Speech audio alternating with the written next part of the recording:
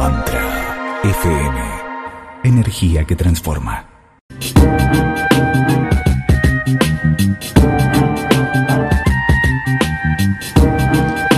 Bueno, y seguimos aquí en el aire y continuando nuestra ruta de la tarde, aquí desde Buenos Aires, Argentina.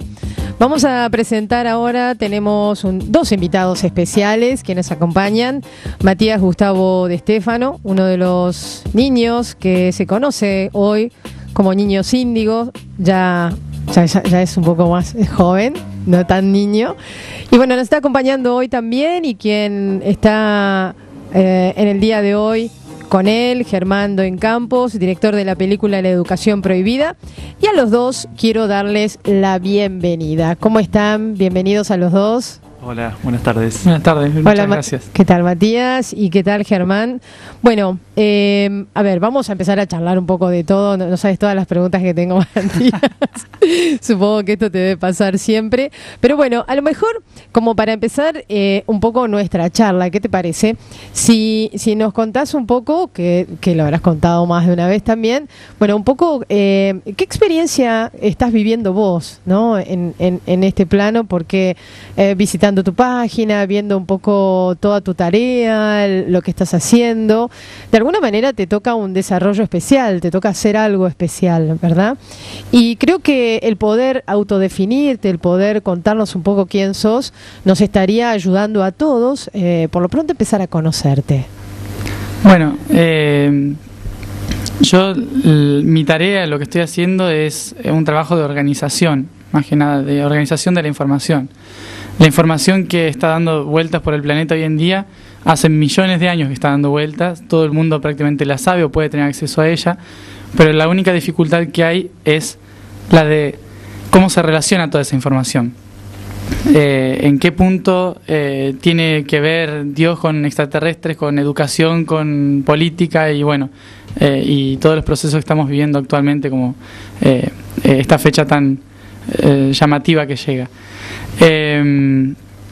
Por lo tanto, a algunos se nos ha dicho que vengamos a organizar esa información, aunque sea ayudar un poco en hacerlo. No por ahí para toda la humanidad, pero sí para la gente que está interesada en hacerlo.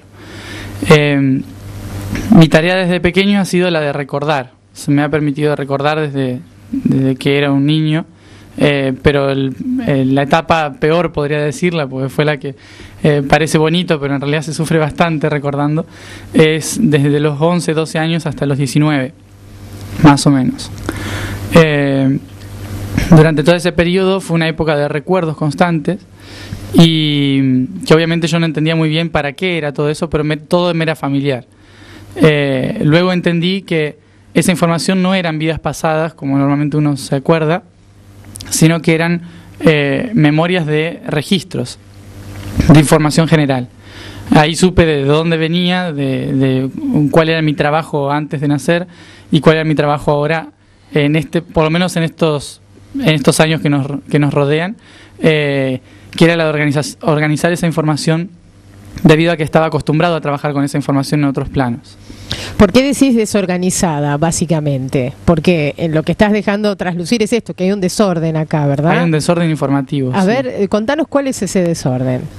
Sobre todo, no es que haya sido a propósito, sino que era también necesario un poco de desorden de esta información, debido a que hace 2000 años que estamos transitando por la era de Piscis.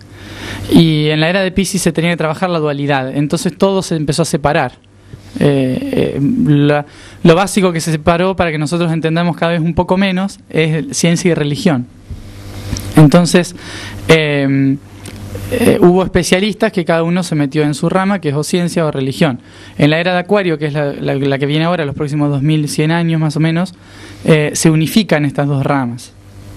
Por lo tanto, hay que ayudar a entender a la gente común por qué la ciencia y la religión son lo mismo, y cómo se entrelaza todo lo que es lo místico con lo que es científico, y cómo se entrelaza también la importancia de los procesos sociales, de evolución de familia, de evolución de educación, de evolución social y política y económica, con todo lo que viene a ser extraterrestres, el universo, el karma, el dharma, la encarnación, qué relación tiene todo eso con los procesos actuales que por ahí uno no los piensa como algo importante, pero que tienen mucho que ver con la divinidad y que se tiene que saber por lo menos en general cómo se une para saber cómo lo conllevo yo en mi vida, ¿no? ¿Cómo se unen entonces? Para empezar a entender. Es bastante complicado resumirlo, cómo se une todo, ¿no? Pero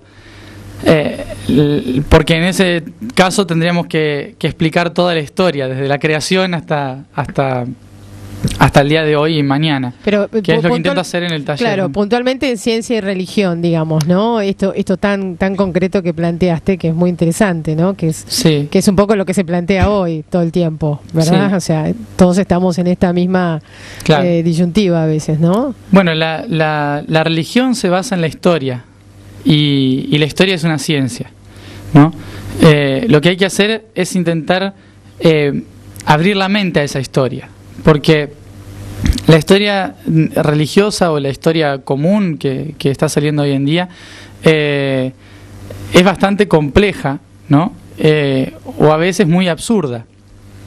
Relatos como que no tienen mucha lógica, pero que si uno pudiese entender la situación de ese momento, de la evolución de la Tierra, la situación histórica, la situación planetaria, entendería que empiezan a tener un poco de lógica y cómo la ciencia tiene mucho que ver también en este sentido, en la creación de la humanidad, por ejemplo, en todos los aspectos que a veces parecen muy locos.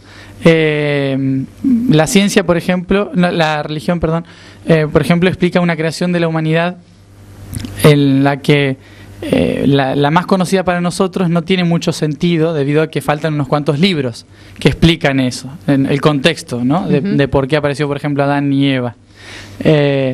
Falta una gran parte de la historia atrás. Sí, no hay nada de eso. Claro, no, apareció de la nada. Entonces, hay otros libros que creo que la tienen, pero no se habla mucho de eso.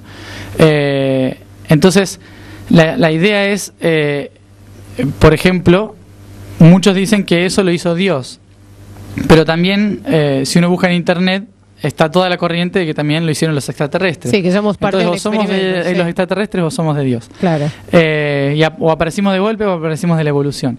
Entonces la idea es, en cuestión histórica, explicar que las 4 versiones son ciertas, ¿no?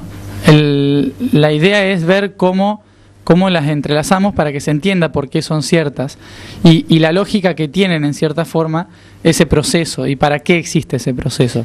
¿No sentís que cada persona necesita una decodificación diferente? A lo mejor a mí me sirve extraterrestre, a vos te sirve más ponerlo en el lado religioso y al otro, pero todos dicen lo mismo, en definitiva. Todos están diciendo lo mismo, nada más que cada uno tiene su realidad y su función. Claro. Hablaste de que tu tarea es ordenar, ¿verdad? Y yo pensaba que hoy se habla mucho de niños índigo, de niños cristal, de niños de todo tipo, ¿verdad? Uh-huh. Y a veces dentro del ámbito, ¿no?, en que nos movemos, nosotros por lo menos aquí desde la difusión, a veces da la sensación que tener un hijo índigo o convivir con un índigo o con un cristal, o sea, nos pone en un plano no solamente de mayor responsabilidad, sino también en un plano superior, porque el niño viene con una conciencia superior y que, bueno, hay cosas que por ahí porque es índigo se les puede perdonar, en fin, claro, un poco hablar sobre esto, porque creo que a veces se entiende mal lo que es ser un niño. Sí, en realidad se entiende bastante mal, por lo que he visto, no tiene una realidad muy marcada en lo que significa la indigicidad. En realidad es porque los índigos que se han ido estudiando en estas últimas décadas han tenido sobre todo capacidades diferentes, o recordar, o ver el aura, o ser sanadores y demás. Pero no significa que todos sean así, ¿no? Y no tiene nada que ver con una espiritualidad, ser índigo tampoco. Mantra FM. Vibrando junto a ti.